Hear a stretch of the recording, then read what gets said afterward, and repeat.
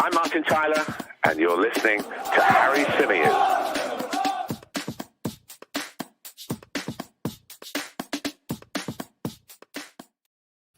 Hello and welcome back to the Chronicles of a Gooner, the Arsenal podcast, part of the 90 Min Football Network. As ever, I'm your host, Harry Symeou, and I'm delighted to be joined for our weekly show by the brilliant Mike Stavrou. Michael, how are you, sir? How was your long Easter bank holiday weekend?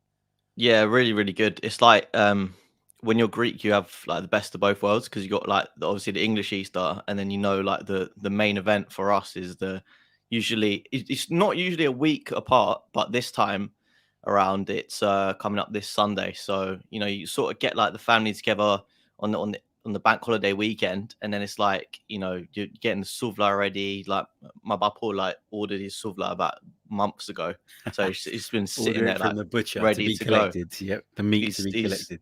He's ready to go, and so yeah, I'm looking forward to that this weekend. But yeah, it was enjoyable.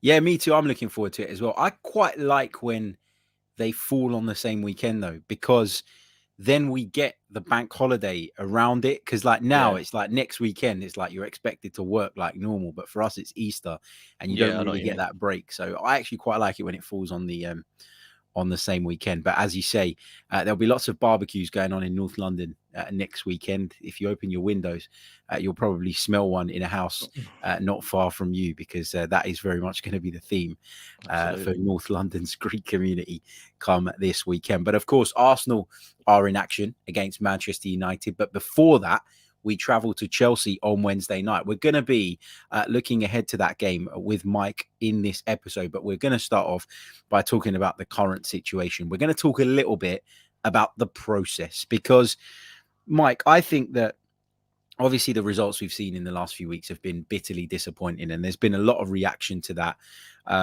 So much so that the Arteta out stuff has come about again. Not that it ever takes much for that to kind of come up in the conversation, but I mean, I went into the Southampton game thinking that it was a good opportunity for us to turn things around, and it was a weird one because although I didn't think the performance was great, and I talked about sort of on the post-match show the fact that we weren't clinical enough in and around the penalty area.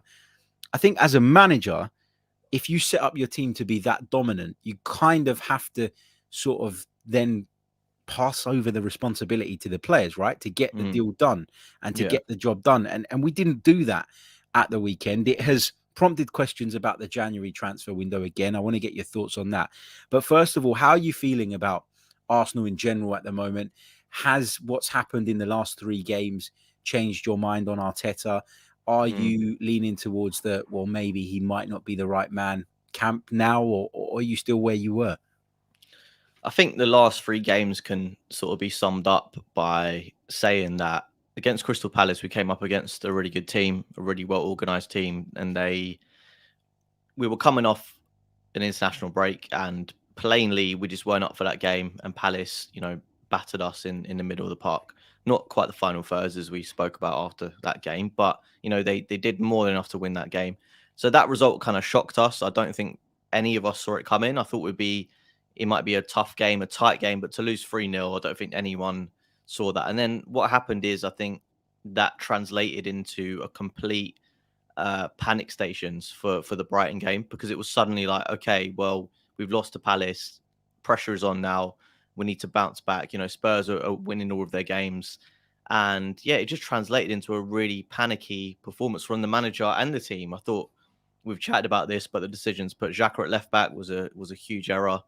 And the players just couldn't carry out what the manager was asking of them. And we lost that game. And then against Southampton, they had a bit of time to recover.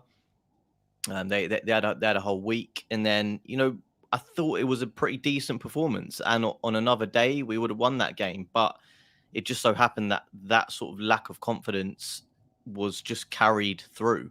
And in those moments when you needed someone assured in front of goal, we didn't have that in personnel wise, but we didn't have that confidence wise either. And I feel like, if we came up against a keeper that, wasn't in sensational form like Fraser Forster was, or we were just a bit more clinical, then we would have won that game. So it's a bit of a weird one. In terms of where I'm sat on Arteta, it's not changed. It's not changed. I think I said last season when we're going through a bit of a tough patch, I said if an elite manager becomes available in the summer, last summer, or even this summer, the same applies, then we got to go for it. But I don't really think that's going to happen, because just looking out there, what's potentially available on the market, there's very few managers that are actually, available right now. So my thing is, in terms of where we are in the process, I think it's taken a hit, but it's not been blown completely off course for me. I think as well, this whole thing about an elite manager and bringing them in, which I agree is something that you'd like to do if you can do it. You've got to remember that an elite manager, for example, an Antonio Conte, right? Spurs tried to get him the first time. They tried to get him in the summer, and he didn't want the job. He didn't sort of believe or feel that it was the right job for him. And then the Spurs came knocking again a little bit later down the line, and sort of brought him in at a point where really there was no pressure on Antonio Conte, because the start to the season had been so bad. Nobody thought that Tottenham would finish in the top four or would even challenge for it. And if they did, if Antonio Conte could do that, great. If they didn't, then he would kind of shirk all responsibility, wouldn't he? Because of the fact that he'd come in mid-season and he'd come in at a point where he didn't have the opportunity to dip into the transfer market straight away, etc., etc. I think a lot of elite managers, if you want to call them that, looking at Arsenal right now, perhaps won't be willing to risk their reputation on what we're doing right now as a football club. And that's not an excuse for us not to be trying to get one. The point I'm trying to make here is that a more experienced manager whose stock is very, very high, who will think twice about taking on a job in which he doesn't know he can succeed in, it is somebody that's going to look at what we're doing and look at this rebuild and think, well, no, I'm not going to be the fool guy, if you like. I'm not going to be the guy that takes us through and navigates us through this really, really difficult period, from fear of damaging my reputation. Whereas for Mikel Arteta, it's about building a reputation. He's at a point in his career where he wants to make a mark. He wants to make an impression. He understood, recognized, realized that he wasn't going to get a Bayern Munich job or a Real Madrid job or a Barcelona job or any of the clubs that are sort of competing right at the top. And you could argue that this is a lack of ambition on Arsenal's part, the fact that they appointed him in the first place. But I think that the reason why I'm sort of not pressing the panic button at the moment is not because I think that he's been faultless or flawless and has got every single decision right, but because I think that the rebuild, the ripping out and starting again, needed to happen. It needs to happen for Arsenal to move forward in the long run. And if the only way you can do that is by appointing someone who's actually quite willing to take that on and quite willing to sort of understand that, he's willing, I guess, to put a reputation, or in Mikel Arteta's case, no reputation on the line, then that's the way it had to happen for me. So, and I always get this, Mike. People tell me I'm defending him, and people tell me I'm this and I'm that, and I've had lots of messages on Twitter over the last few days talking about me getting paid by their club. If you're watching Arsenal, show me the money, because I might as well take some form of payment for this sort of shit I get online. But the point I'm trying to make here is that the process that I see, or the process that I want to see, is not solely built around Mikel Arteta. It's built around the way the club operates, and the ripping out and starting again is the process for me. And if we get to the point at the end of the season where, as you say, a better manager becomes available and we can now upgrade and get someone who could perhaps take these players onto the next level, take the club onto the next level, I'm not against doing that. So the point I'm trying to make here is my process is not solely based around Mikel Arteta. And I've said this to you before. I think when we did the business we did last summer, it was with the view to how the club would fare and stand post Mikel Arteta as well if it didn't work out. The signings we've made are of a certain profile, of a certain age. Do you agree that the process is not solely centered around Mikel Arteta? And is that why you perhaps are willing to give it a bit more time? Yeah, and it's a long-term thing as well. And as you say, I think Arteta was the type of guy that you would get in for that type of rebuild, because you wouldn't go up to any other manager and say, we need about 3-4 windows to just basically clear dead wood before we can even start thinking about adding top quality to the squad. I don't see any top manager that would say, okay, well, I'm going to come and, yeah, as you say, risk my reputation to do all of that hard work. And it has been hard work, but I think what the hard work has done, and, the first season, getting rid of Deadwood, second season, still getting rid of Deadwood, a few stragglers remaining. This season, that's even had to happen as well, in part. So, that's a good 3 years, really, almost, of clearing the squad before last summer was the first time when he actually got to add in players that he really wanted to add and build the team around. And the team is still very much in the rebuilding phase. Like, we have young players who are inexperienced, and I think that's why you're seeing the results that you were seeing. I think people maybe went a bit over the top when we went on a good run earlier in the season, and we were in pole position for top 4. But I don't know about you, Harry, but I always thought that this sort of patch of results was going to happen. Like, I always foresaw that happen, whether it was earlier in the season, whether it was later. But when the pressure was on, and when we were, in the lead, you always did think that these players are not quite ready to see it through and see the job through. And that's why I think we've been talking about this the whole time. I don't think top 4 was the target. So if it wasn't, and if getting back into Europe was the target, you'd have to say that we're still on target. The optics are obviously bad. Losing 3 games in a row against teams that are below us in the table, teams that we should be. Of course, questions are going to be asked, but I just think the reaction sometimes is so overboard, and it's the end of the world when we lose a few games. And like, let's not forget, this has happened this season. Yeah, it was against Chelsea and Man City we lost 2 of the 3 games to, but it's already happened, and that was right at the beginning when the optimism was sky high. So yeah, I've no doubt that Arsenal can recover, and for me, no, it doesn't change my position, because I think the rebuild is so much more about what had to happen as a club, what had to happen in terms of the first team, more than just the manager. And the manager, I think, has sort of got himself a lot of brownie points now because of that FA Cup, and because of how the whole structure and team has changed, and he's managed to stay. So if it's even a question of people asking Arteta should be sacked, I don't think that's anywhere near happening in real life. Yeah, I don't think the club are even considering it at this point, and I don't think that it even makes sense to do it at this point in the season. I think if you want to have that conversation in the summer based on a full season's worth of evidence, then fine, let's do that. But right now, I don't think it's helpful. I think we should be behind the team because, as you say, we're still in a good position to finish in Europe, and we're still, in a good position to challenge for the top 4 as well. Which, as you keep saying, and as you rightly say, is something that I thought many people would have expected to be beyond us going into the campaign. What I would say, though, and I'm interested to get your take on this, is that, yes, we've lost 3 games on the trot, and they were all games against sides that we really should be beating if we want to finish in the Champions League positions.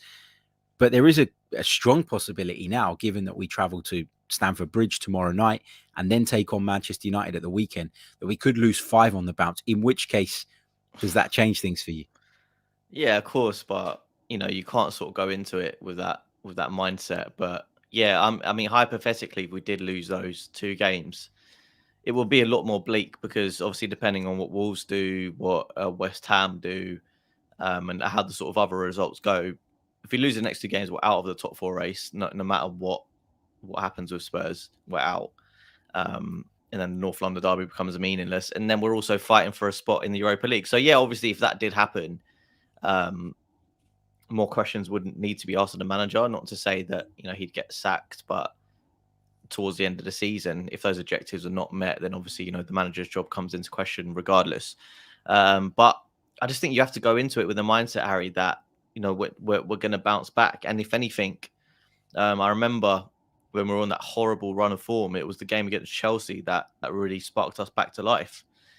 Beating a sort of London rival like that, who the fans really, really dislike, it got everyone, lifted the mood everywhere. So why can't that happen again? I think Chelsea, they've wrapped up top 3 essentially. So the Premier League is a bit less important to them. Obviously, they want to beat us because we're rivals, but what have they really got to play for in the Premier League anymore? Their focus is on other things. Will be on the FA Cup.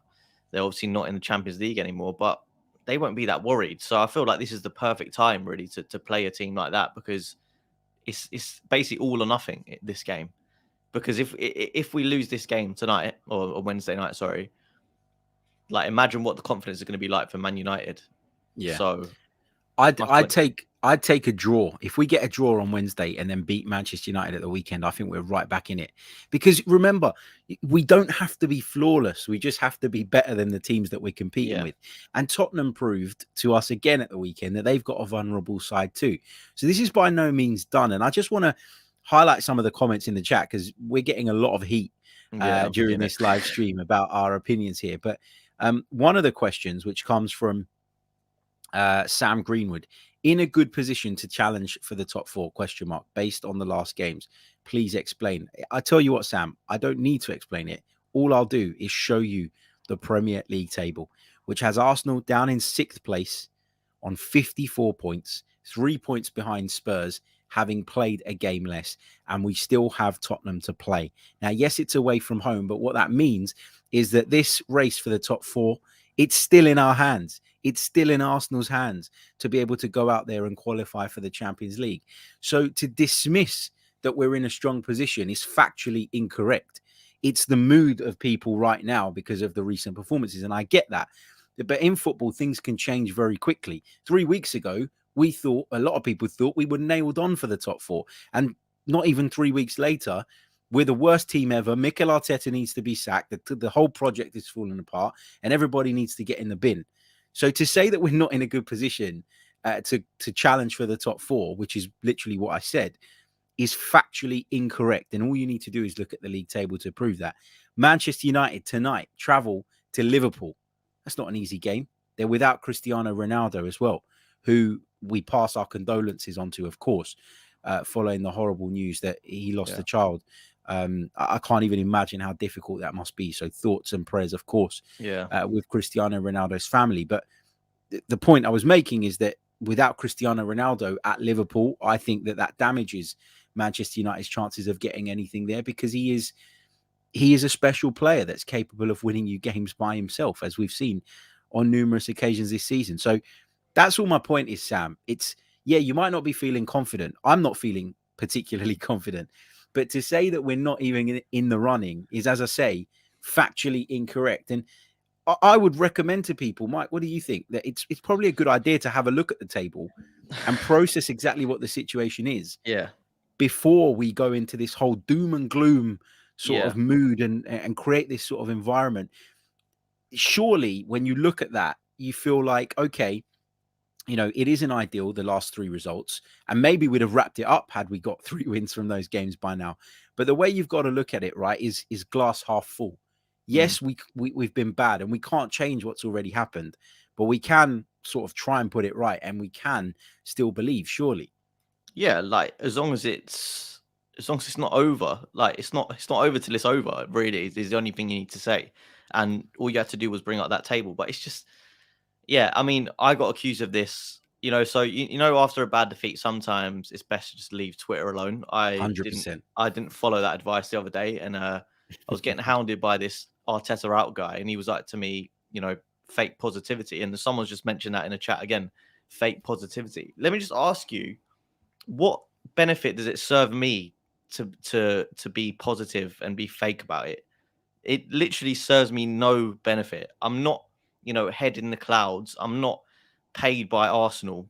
I'm not here as a PR person. I'm giving my opinion, and me and Harry are just being as objective as we can, even though we know it's a horrible situation to lose 3 games in a row. Just go back to what you said earlier and reiterate the point that no one gave us a hope in hell of finishing in the top 4 at the beginning of the season, based on our manager, based on the opposition teams around us, based on our signings, which everyone laughed at and thought, what are we doing signing all these players under the age of 23?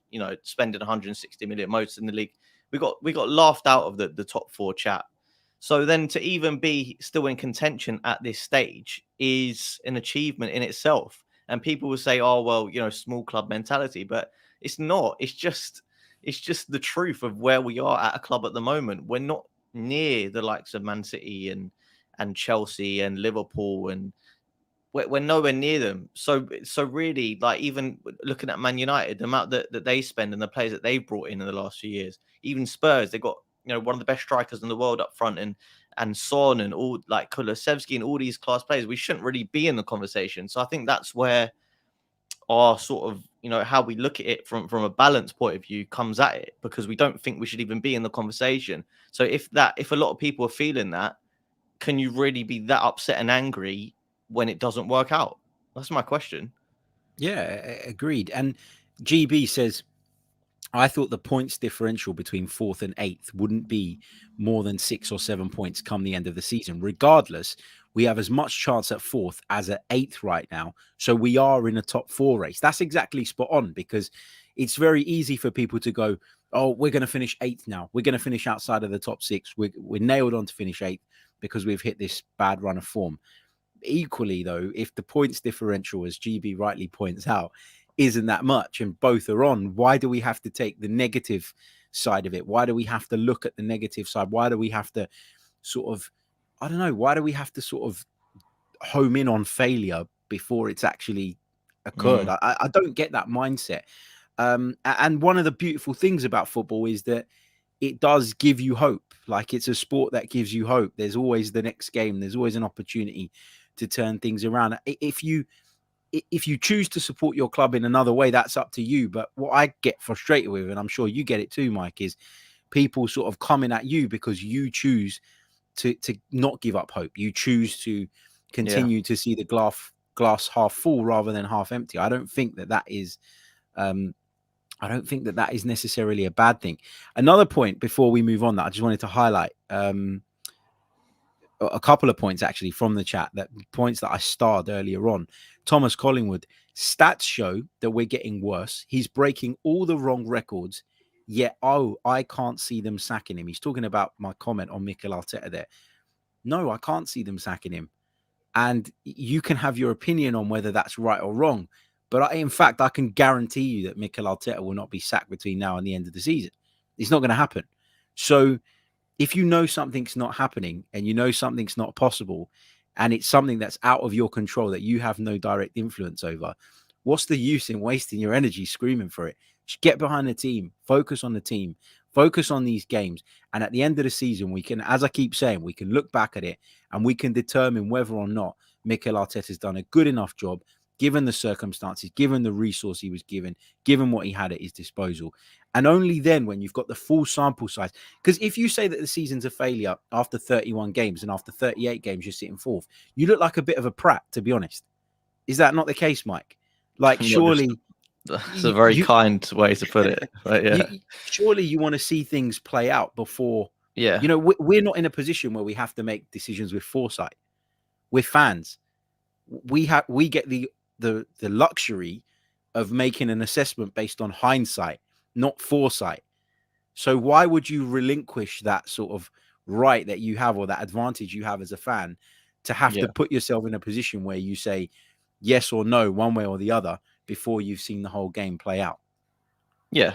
And look, I'll speak for me, I won't speak for Harry, but I think I'm coming at it from an angle where I'm not just doing and trying to look at it in a positive spin just because I want to, and like I'm trying to force that. That's just genuinely how I feel, because I've seen from this manager and this team this season us make progress, and no matter how you look at it, we have made progress from last season and the season before, because, you know, we're in a position now where we're with a very young, inexperienced squad, and we're pushing for the top 4 with teams that, you know, on paper we shouldn't really be competing with. So, you know, I take that as a positive. I take that as a thing to grasp onto, and I take it as something that will only get stronger in the future. I think if we were sitting here with like a peak squad, like we were sort of like with the Emery team, you know, you've got like a Aubameyang who's like 30, and like Mesut Ozil was like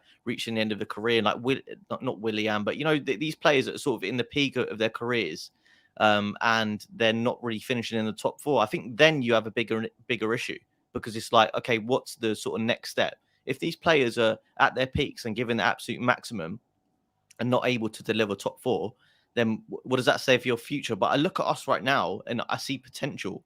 And we worked so hard to build the character of the squad at the beginning of the season, getting players in that sort of, represent Arsenal and the Arsenal culture, which I feel has built a big connection with the fans. But it's just like, as soon as there's a few losses, it's like that all of that progress doesn't matter, and it's only right now. So I think what I'm trying to do is look at it on a whole season, whole view, and look at where we are compared to last year, and just see that we're moving in the right direction. But if it doesn't happen as quickly as everyone wants, that doesn't mean that everything we've done is a mistake and the manager needs to go.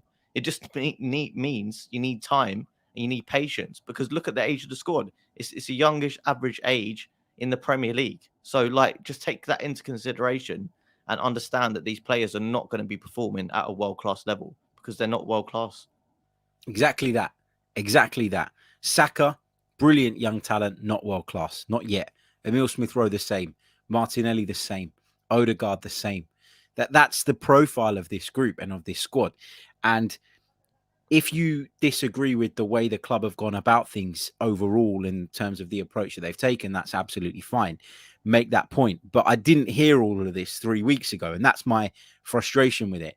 There have been some people out there that have been consistent in the idea that Mikel Arteta is not the right person and isn't the one that they wanted to see given the reins and isn't the one that they want to see given the opportunity to take the club forward.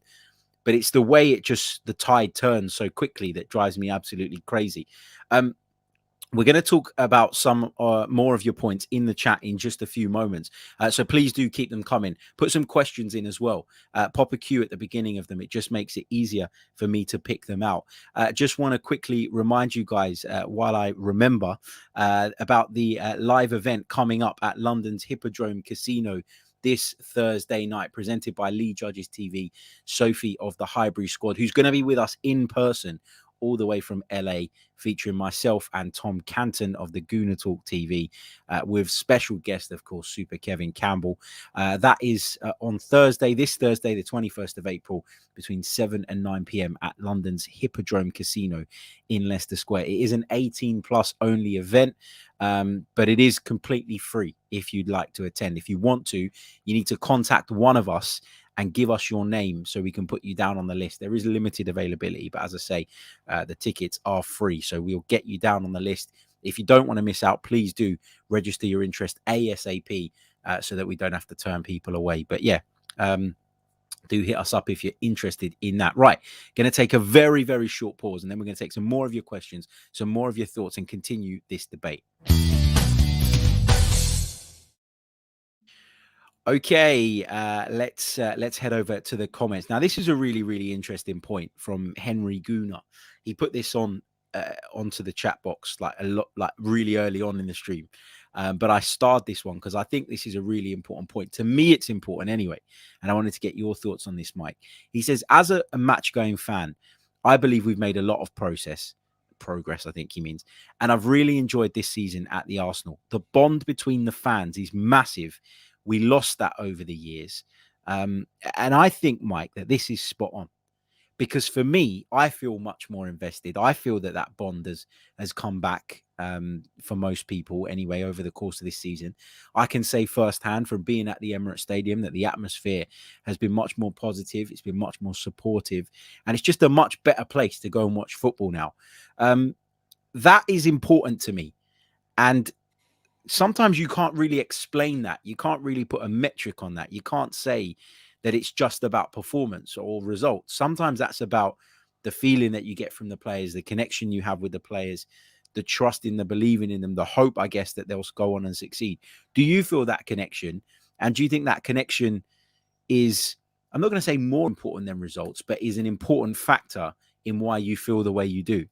Yeah, exactly. And it's something I touched on earlier. I think with the summer window that we had, bringing in the likes of Ramsdale, Ben White, there were young players sort of on the periphery of the Premier League, or just in the Premier League for a couple of seasons, and nowhere near being established. But I think what those sorts of signings do is they come in and they have the right character, and I think character focus is something huge, and what Arteta's been massive on, and that's why he talks about Odegaard in such glowing terms, not only because of his skill but his leadership qualities.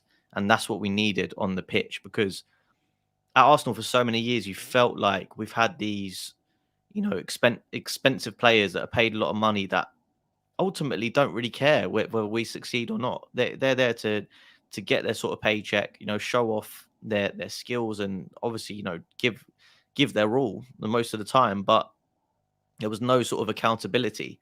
I'm talking about, like some Mesut Ozil, I'm talking about Willian, players like that who were sort of reaching the end of their careers and weren't 100% committed. Whereas you look at it now and it's a complete contrast. I feel like this team, even though they might not get it right and they might not be at that world-class level or not quite near that yet, I feel like they give everything on the pitch. And that's what Arteta's been so keen to sort of get out of this team. Whereas if you're not performing at the highest level, at least you band together. And I think that's what I felt as a fan. I felt that connection. I've felt that spirit, and I felt that belief. And I just think it can't flip flop from when we're doing well, and then when we're doing badly, it's like, okay, well, that was Arteta's decision to buy all of these young players, and well, that's his fault that it's not quite worked out. I mean, look, that could be a fair point in some ways, but I would ask them people, do you think we'd be doing any better if we had the players that we had before? And we had these sort of aging players on big contracts. I think that was an important distinction for the club to make, that we don't want to go down this road anymore. And we've entered a new path. I completely agree. I think, and it had to happen. And I think that if you think, or if anybody out there listening to this thinks that Mikel Arteta wasn't aware, or that Edu wasn't aware, or that Arsenal as a football club were not aware of the risks of going down this route and the sort of negatives that would come off the back of it, i.e. struggling for consistency at points, struggling mentally at certain points because you don't always have the know-how. And that stands for the manager as well, not just for the players. But you don't have that experience of coming through these difficult patches and what it takes to come through those tough periods.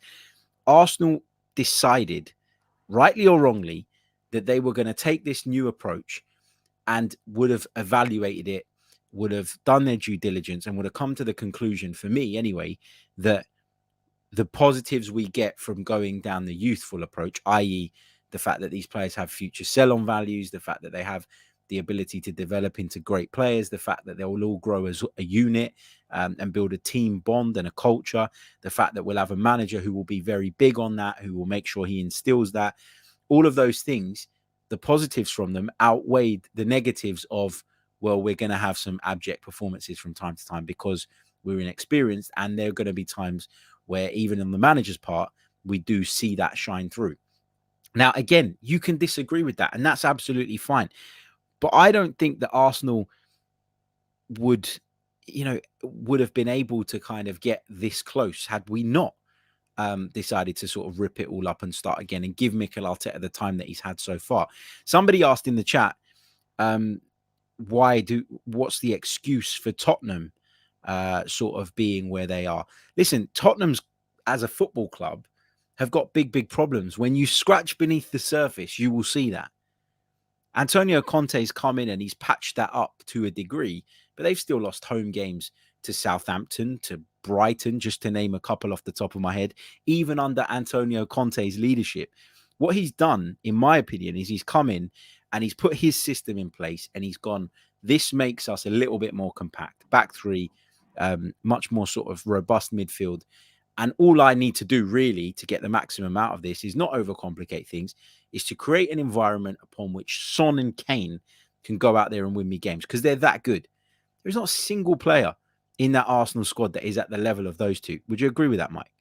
Yeah, nowhere near. And that is what is getting them through games. Like, they can play poorly, but as long as Son and Kane turn up, and Kulusevski's been a good addition as well, they will win games because they're match winners.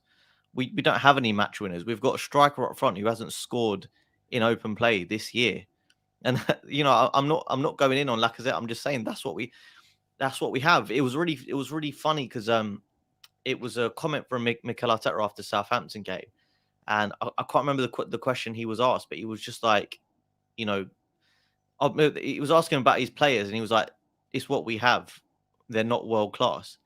it was kind of refreshing for him to actually sit there and admit that. And the players would admit that. They know they're not at the peak of their powers because they're still young and they've got a lot of room to grow. So that's the thing I can't wrap my head around, is that how can you praise this team earlier in the season for showing more spirit, more character? Praise Arteta for building a young, exciting team. And then when that team are not quite doing that well, you then criticize them and call them bottle jobs and say, it's got to be one or the other. You can't, you got to take the rough with the smooth at the end of the day. You can't, live the highs and really, compliment them and praise them and say, Arsenal are back and Arsenal are exciting to watch. And then when we've lost a few games, that situation suddenly changes. I don't really understand it. We can sit there and talk about the sort of long-term strategy and whether it will work and what they're planning. And as the guy that you put up before, the comment before, he said this summer is huge, and I agree, because this summer I think makes that distinction between, are we going to be a club that's sort of happy finishing in the Europa League, or do we want to be consistent top 4 challengers? And that's what this summer will decide, I think, because we need, a lot of players this summer, not just top class players, but a lot of squad players. So it's, for me, it's all on that. So no, as long as we secure European football for this season, Europa League, I think that will be, that'll be okay. That'll be acceptable. Obviously, top 4 would have been incredible, but we never expected it. As long as we get back into Europe, bolster the squad, I think we'll be looking all right for next season, to be honest. So I'm not going over the top. Yeah, that's important. And, Edu, I keep going back to that Edu interview at the start of the season, which obviously caused a lot of controversy, didn't it, among sort of the fan base, where he, as I say, refused to kind of give a sort of objective, because he knew that in the club's eyes that the objective would not be the same as what mirrored that of the fans, and that would cause problems. By sort of saying that, he'd be held, or saying what he thought the fans would want to hear, he'd be held accountable to that, as with Mikel Arteta, as with the players, and he didn't want to put that pressure on them. Now, is it a bit of a cop-out? Yeah, probably, from Edu. But he did say, didn't he, that once we did the business that we did last summer, i.e. developing that young core, that the next phase would be to look to strengthening with greater quality, with more experience. And basically, he said that we're going to hopefully go out and bring in top players. Now, this is why, if somebody sits down and tells you a plan and gives you an indication of what it is that the club are looking to do, this is why you can't jump on it before you've given it a chance to breathe and a time and an opportunity to pan out. So if, as Mike says, when the summer comes, we don't go big and we don't go and bring in the players that we believe as fans can take us up to that next level, then I will sit here and question, why on earth did we give them those 2.5 years? Why did we give them that time to get us to this point if we're going to hit a brick wall now at this point? And that is the responsibility of not just Arteta and Edu in terms of identifying the right people, coaching the team right, getting the negotiations done, but it's the responsibility of the Cronkies as well, because they obviously have signed off on this plan. They've obviously signed off on this process. Well, then they need to provide the financial backing for us to do that. So let's see what happens come the summer.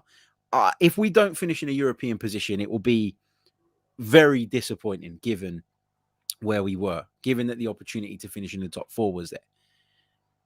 But we haven't failed yet, so let's not jump the gun. And if we do scrape into Europe, even if it is scraping into Europe, if they do what they said they're going to do, then I think there's a lot of reason to be optimistic about the build and the future, and the fact that we've done things properly without papering over cracks to just sort of try and bridge that gap soon. And you look at Tottenham Hotspur, and I think they are a club, and people keep comparing them, they are a club whose cracks are being papered over by the fact that Harry Kane and Son are fantastic players. But when they don't fire, as was the case last weekend, they can quite easily get beaten at home by Brighton too.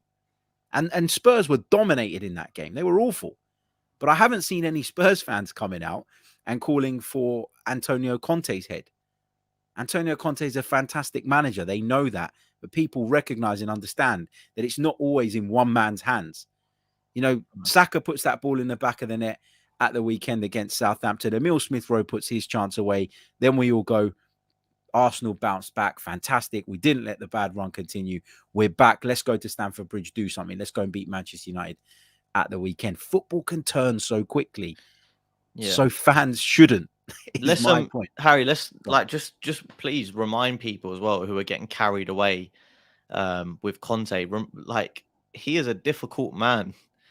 You know, after they lost to Burnley, he was basically suggesting that he might go. So, you know, a few bad results and he could turn around and do that again. And obviously, you'll know as well, because tell everyone the reason that he left Inter, because that was to do with transfers. Yeah, so Antonio Conte, as many people know, has no loyalty, and he especially has no loyalty to Tottenham Hotspur. This is a man who was a Juventus legend as a player, and during his time at Juventus, told the world that he would never work for the Italian FA because of the way they treated Juventus. What did he do? He took the Italian manager's job, working for the Italian FA. As a Juve legend, he repeatedly said, I will never work for Inter. What did he do? He went and took the job at Inter. Closed the gap on Juventus in his first season, won the Scudetto in his second. And the minute there was a sign of trouble in terms of what business needed to be done in the summer, they came to him, they told him, they explained to him that the club's financial situation meant that they'd have to move on one or two big name players because of obviously their circumstances. And he threw his toys out the pram and walked out. Took a job at Tottenham Hotspur that he basically said was beneath him at the start of the season, which suggests that there was a far greater financial package on the table. What do you think is going to happen at Tottenham when Daniel Levy rocks up to Antonio Conte and tells him, sorry, mate, but we can't get X, Y, and Z. And Harry Kane starts about wanting to leave again. And Heung-min Son gets into the same position. The point here is that Arsenal are trying to do it properly. Now, it might not work in the way we all want it to, but you can't say it hasn't worked before you've given it a chance. The counter argument to that will always be, oh, but he's had 2.5 years. This is his second full season in charge. How many years did it take Jurgen Klopp to get Liverpool to the level they are now?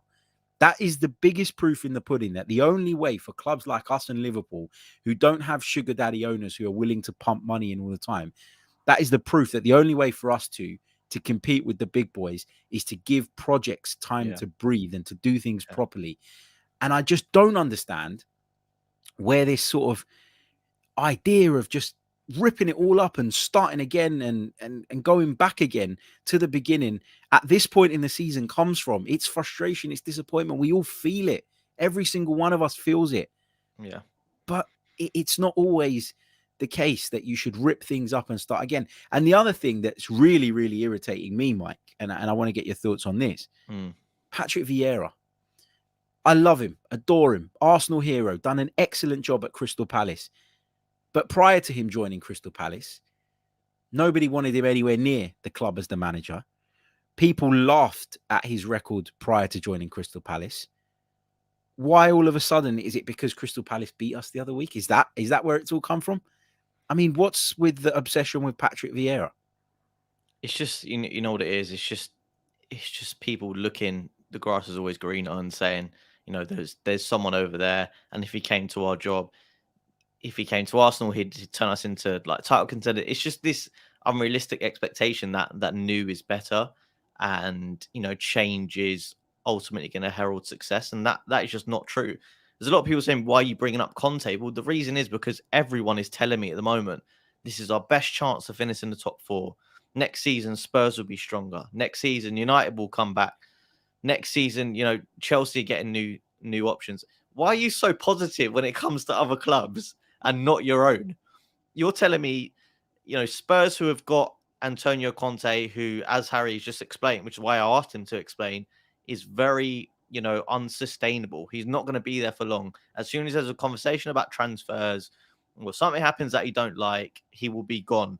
Man United are an utter mess. They are in probably a bigger mess than we are at the moment in terms of the structure of the club, the people running the club, the people making decisions, you know, the fact they got an interim manager. So don't worry about them. When they sign Ronaldo and Sancho and Bruno Fernandes, you thought they were going to challenge for the title. What have they done this season? So don't start telling me that they're going to be incredible next season. And Chelsea as well. They've had Roman Abramovich there for years and years, who's pumped in unlimited money essentially into that club. The new owners, I guarantee you, will not put in anywhere near that sort of investment that he did. So, people telling me, oh, next season is going to be much more difficult. You don't know that. Like, none of us know that. But it's just, it's not a good thing to say, oh, this is our only chance at top four. At the end of the day, if we miss out on top four, we want it to be because we weren't good enough. We can't worry about other teams. We need to worry about what state we want to be in. And we want to get it on merit. We don't want to get it because all the other teams around us were crap. Do you know what I mean? Because that's not sustainable either. Because that's relying on your opponents being rubbish. So yeah, I don't get that whole conversation about, oh, next season will be more difficult. I don't get that either, because you can't control what other clubs do. So why obsess over it? Why, like, if you had a plan in your mind of how you needed to build this team and when you were gonna, or the players that you want, and obviously that is not just in your control either. It depends on when they're available, how much they're available for, can you make the finances work? Why would you divert from your plans in order to kind of, I guess, counteract something that another club has done? Like that, that's not good planning, is it? You don't focus on everybody else's life. You get your own in order, and then you worry about that. Some of the stuff, though, that we see in the chat quite a bit, like, Graham Potter outclassed Mikel Arteta. 6 weeks ago, Brighton were on a horrendous run. In fact, prior to the Arsenal game, Brighton were on a horrendous run, and people were saying Graham Potter's overrated. Why is anyone linking Graham Potter with any of the big jobs? You look at Patrick Vieira at the start of the season, everybody was betting him. He was the bookies' favourite. And I know this because I was working on a betting podcast. He was the bookies' favourite to be the first Premier League manager sacked. Yeah, he was. So it just goes to show that fans don't always know everything, myself included, Mike included. We look at it and we give our opinions and we give our views.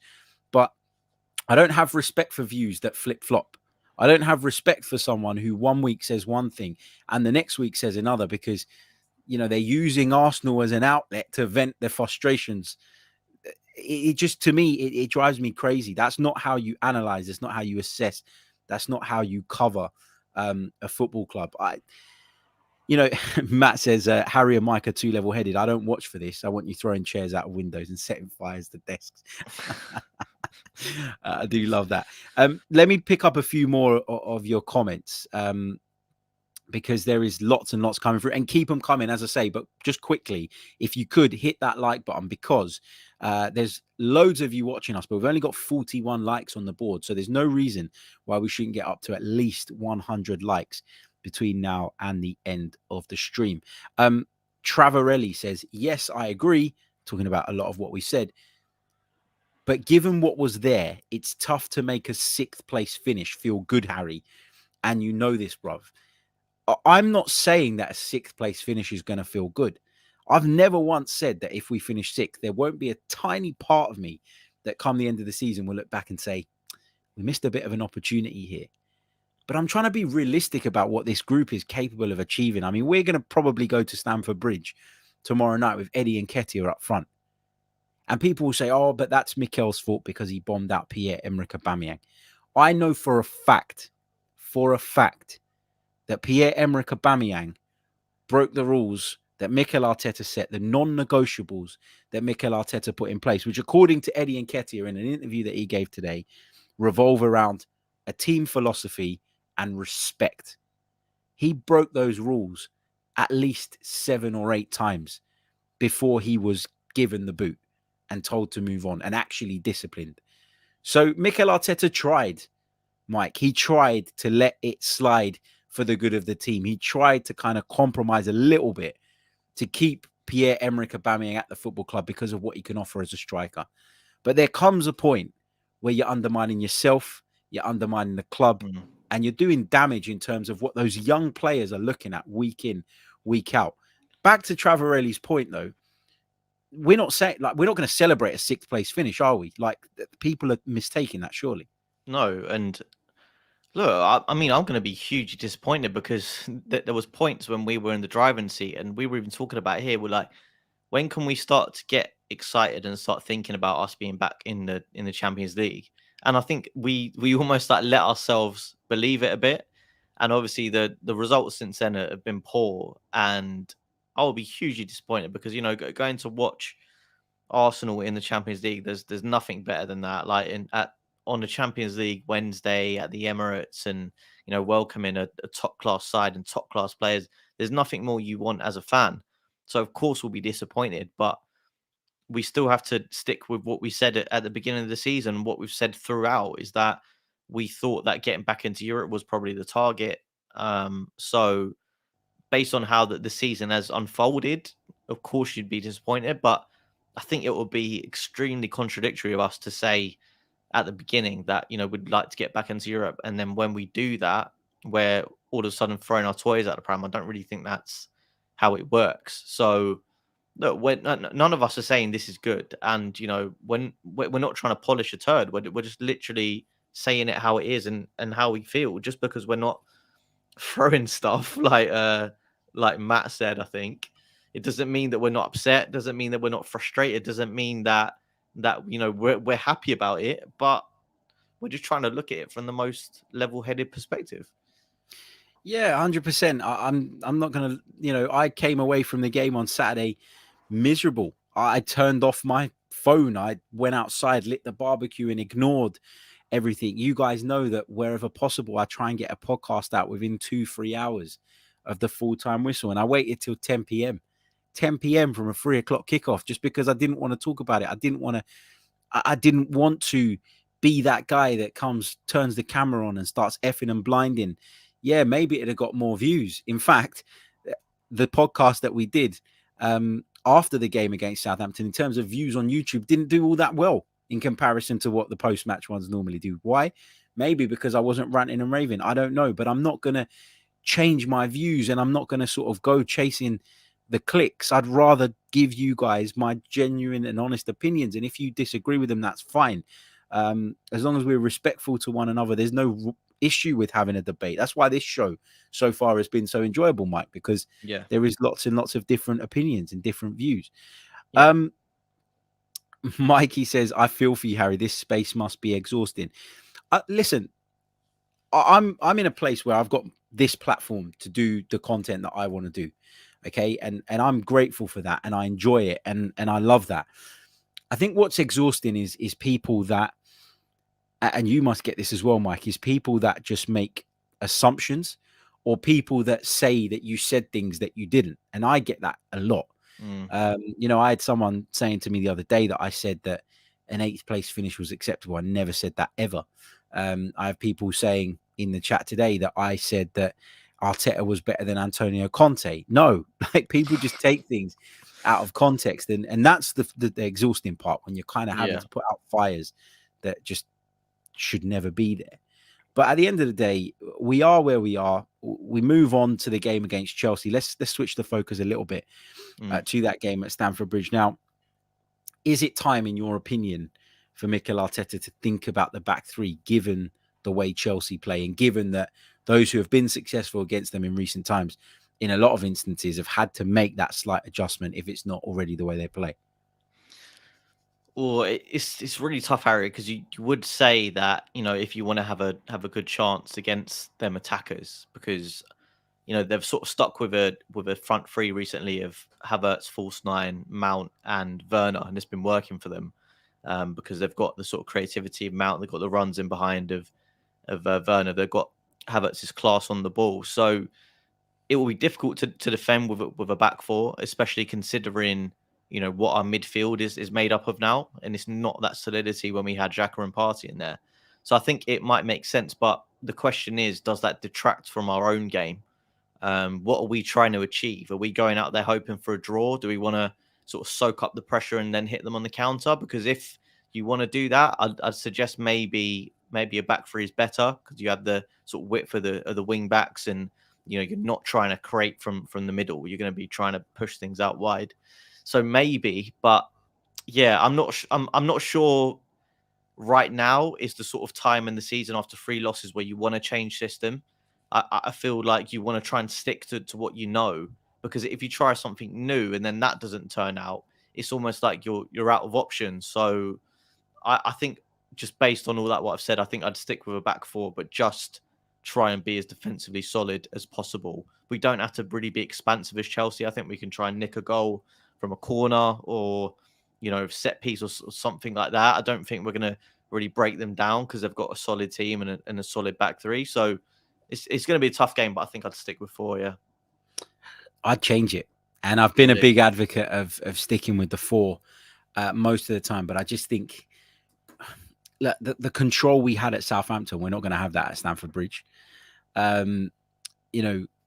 Paul points out in the chat that apparently Tomiyasu is close to returning and may feature versus Chelsea. Does that change things? I'd feel a lot more comfortable with a back four with Tomiyasu in it and just one of our sort of second string fullbacks as opposed to both of them. So for sure that will play a part in, and I think what Mikel's decision will be. Mikel is due to speak to the media any minute now, so we'll get a bit of an update on that over to you guys on the preview show that we do ahead of the Chelsea game later on today. You can join me at 5 p.m. I'll be breaking down the team I'd pick, why I'd pick it, all of that stuff.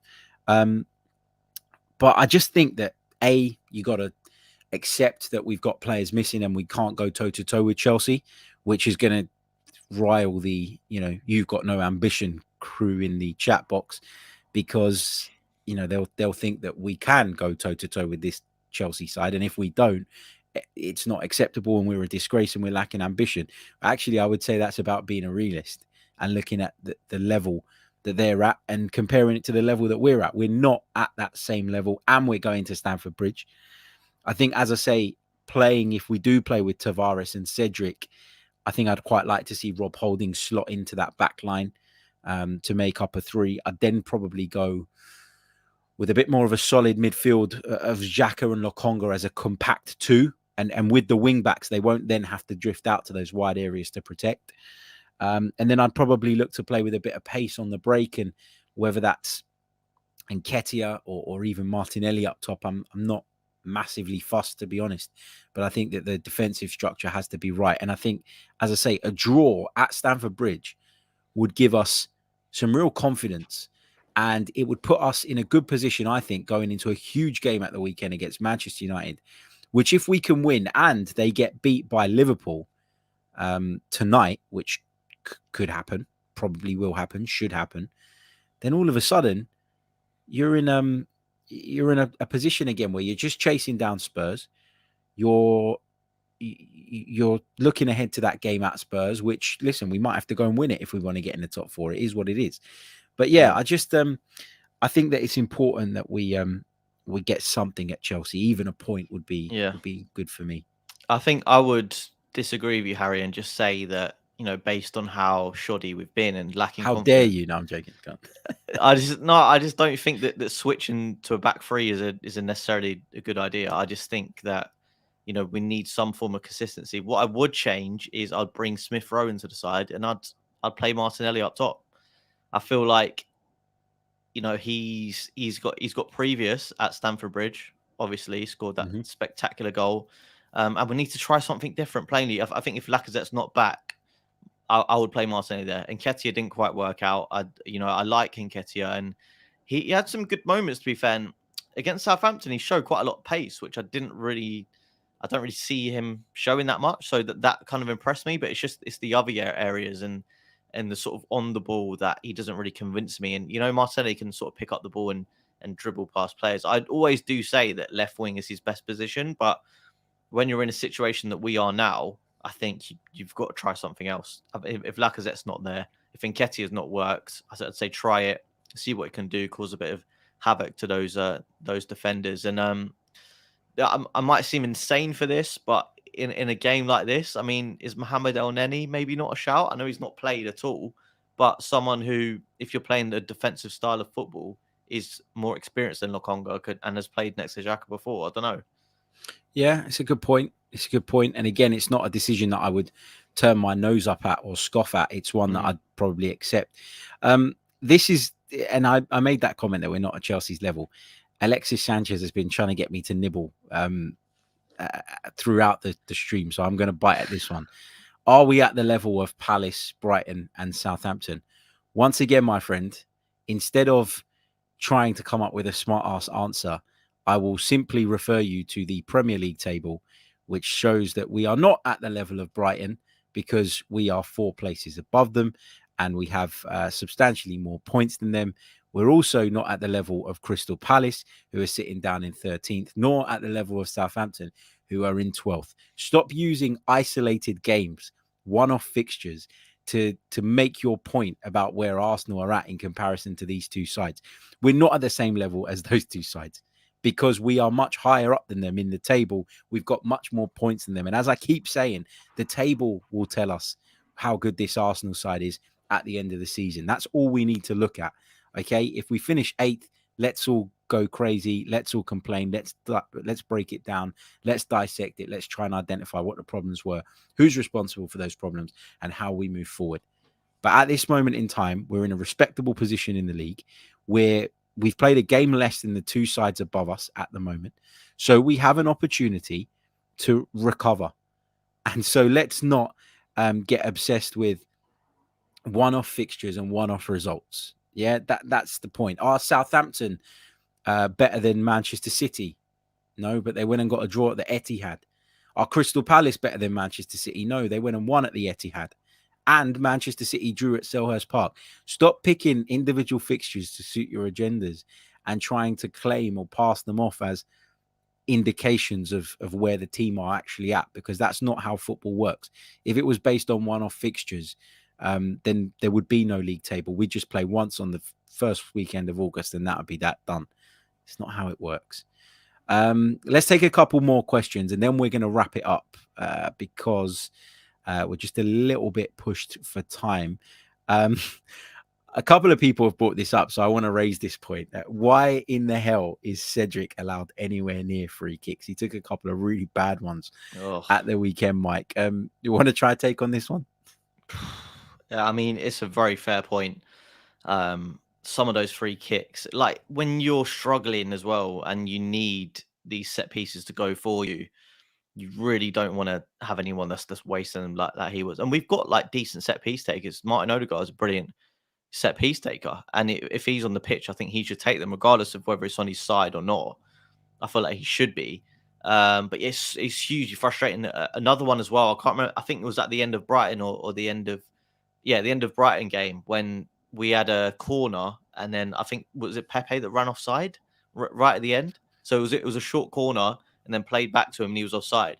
I'm like, how can this happen? Especially at this vital point in the game. Stuff like that just really winds me up. So I do get the guy's comment and his anger, but no, I don't understand. And I can't explain why Cedric is on free kicks because I would not put him on there.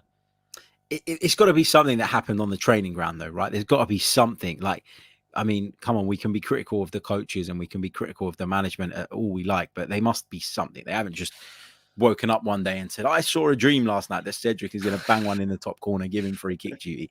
Like, there is something there, right? There is. You'd hope so. Yeah, well, there has to be. There has to be. What else have we got in the chat? Eiselhood says, Harry, bro, do you not think we should have that we should have shown, I beg your pardon, more ambition in January and taken advantage of the top 4 situation? If it were me, I would have. If it were me, I would have gone and brought in a striker if I could get the striker that I wanted. I wouldn't have done it if I was going to pay 35 million pounds, get someone who I wasn't 100% sure with, just because the fans were calling for it, and then end up 12 months down the line stuck with another player that we class as deadwood. That's what my fear was and my worry was. And actually, I think the fact that Arsenal didn't do that indicates to me that, again, in the club's eyes, they were ahead of schedule in terms of the process. Again, feel free to disagree or agree with that, but I'm just trying to sort of understand sort of where these decisions stem from and where they come from. Yeah. You know, that's all it is. I would have loved to have seen Arsenal go out, but as well, when you're directing that at sort of that criticism at the football club, that there's a lack of ambition, you got to make sure you direct that in the right places. Because do you think that Mikel Arteta didn't want to strengthen the squad? Do you think that he wanted to be in a position where he was very thin? Or do you think that the Chronicles weren't coughing up the money, or he was told that if he did go and spend that, it would dent his summer kitty. Like there must have been something that prevented the club that was out of the manager's control as well. And it's not fair, is it, Mike, to pin that all on the manager? No, and I'm just the reason I was looking down, I was just looking at one of the targets we were meant to be looking at, Alexander Isak, and what he's done since January. And I'm just looking now at on Transfer Market, and I think he scored 1 goal since January. So, you know, if you're going to spend 70 odd million on a player like that, you want a bit more return than that. So I understand where the club's reservations might have come from, because when you're spending this much money on a player of a younger profile, you're not going to get that guarantee. I think the player in that age range you want to sign has to be like elite level, and obviously that option wasn't available. I think what we could have done was gotten a player as a bit of a stopgap on a loan, like people were talking about Luka Jovic. All right, he might have come and been an absolute disaster, but at least you might have had another option, and he's had something to prove.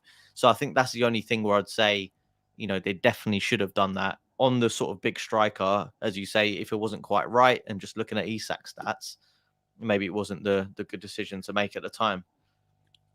Yeah, for sure. And it's not Football Manager. Like, you know, especially in January, people are reluctant to let players go unless the fee is one that they see as something that they can't possibly turn down, just because of the difficulty they will then have replacing them, what it means for their season. You know, people, I've seen some names coming up in the chat. Duvan Zapata, you got to make Atalanta sell him. You know, Luka Jovic, yeah, you got to get that deal done. Bruno Guimaraes, clearly Arsenal weren't interested in Bruno Guimaraes, or he'd be with us, because the fee wasn't too much, and he's ended up at Newcastle United. So stop getting caught up on, you read one report about Arsenal being interested in a player, and then people latch onto it, and then they start diving into this player and they become obsessed with this player when actually there was never anything to the story. Got to be so mindful of that.